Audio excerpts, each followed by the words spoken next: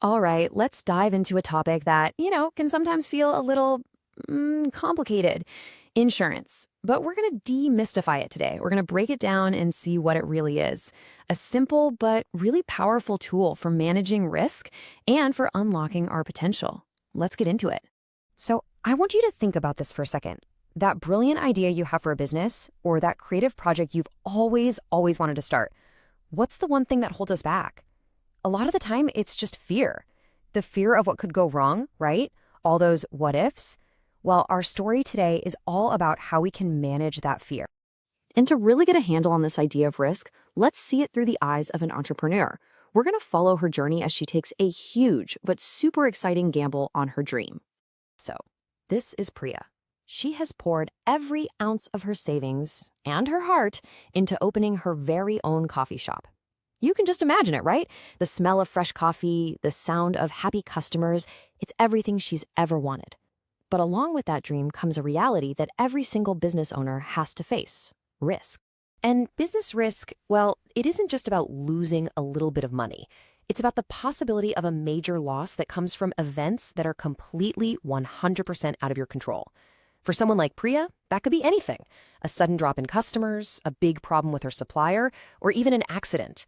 These are the unexpected things that can threaten her entire dream. So, okay, if risk is the problem, what's the solution? How can Priya protect herself and her brand new business? Well, this brings us to the whole idea of a financial safety net. And that's the core idea of insurance. It's not magic or anything. It's just a contract, a deal. Priya pays a company a pretty small, manageable fee. That's called a premium. And in exchange, that company agrees to take on her specific and potentially massive financial risks. It literally becomes her safety net. Here's pretty much how that bargain works. First, Priya pays her premium. The insurance company then pulls that money with thousands, maybe millions of other people. This creates this huge fund that's big enough to absorb the financial shock when something bad happens to one of its customers. So if a covered event happens to Priya, she gets a payout from that big pool to cover her loss. It's actually a really simple but powerful idea.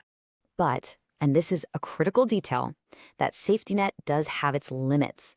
See, insurance is designed for certain kinds of risk, but not all of them. And knowing the difference here, well, that's absolutely key. So the distinction is huge. Priya can get insurance for risks where you can actually estimate the financial cost. Things like a fire or a break-in or an accident. We call those insurable risks. But what she can't get insurance for is, say, a rival coffee shop opening right next door, or a sudden change in what kind of coffee people want to drink. Those are non-insurable risks, mainly because you just can't calculate their likelihood or their cost. Okay, so let's put all this into action. Let's imagine a small disaster actually strikes Priya's shop. This is where all the theory stops and the real-world rules of insurance start to come into play. And, it happens. Even though she's been careful, a faulty wire in her big espresso machine sparks a small fire. Now there's damage. The moment Priya calls her insurance company, a very specific set of principles, let's call it the insurance rulebook, is going to govern everything that happens next. The very first and maybe the most important rule is something called utmost good faith. It just means both sides have to be completely honest. The entire contract is built on a foundation of trust. I mean, just look at this example from the source material. A guy named Jacob didn't tell his insurer he was a smoker. So when he got cancer, they weren't liable because he hid a really important fact. Honesty, you see, is totally non-negotiable. All right, next up, insurable interest. This one's pretty simple. It just means you can only insure things that you have a direct financial stake in. Priya owns her espresso machine. She benefits when it's working, and she'd suffer a big loss if it were destroyed. So boom, she has an insurable interest. But she doesn't have an interest in her competitor's machine, so she can't just take out a policy on it. This whole principle is there to stop people from, gambling on other people's misfortune. Principle number 3 is indemnity. And what this means is that insurance is designed to make you whole again, not to make you rich. So let's say Priya's total damage comes out to $500,000. Now, even if her policy limit is higher, say $800,000, the insurance company is only going to pay out the $500,000 she actually lost. The whole point is just to get her back to the financial spot she was in right before the fire. No more, no less. And following right behind that idea is the principle of subrogation. It's a fancy word, but the idea is easy. Once the insurance company pays Priya for her destroyed machine, they get to take ownership of the broken one. This is to stop her from profiting twice. Like, say, selling the old machine for scrap metal after she's already gotten a check for a brand new one. And finally, we have the principle of mitigation of loss. This just means Priya has a duty to act responsibly and try to minimize the damage, even though she has insurance. She can't just stand back and watch her shop burn, you know? She has to behave like any sensible person would, call for help, grab a fire extinguisher, save whatever she can. It's her responsibility to limit the loss. So Priya's claim gets processed, she gets the money she needs to fix up her kitchen, and her dream is back on track.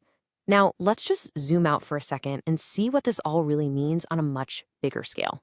You see, this is about so much more than just peace of mind. Insurance is actually a kind of economic engine.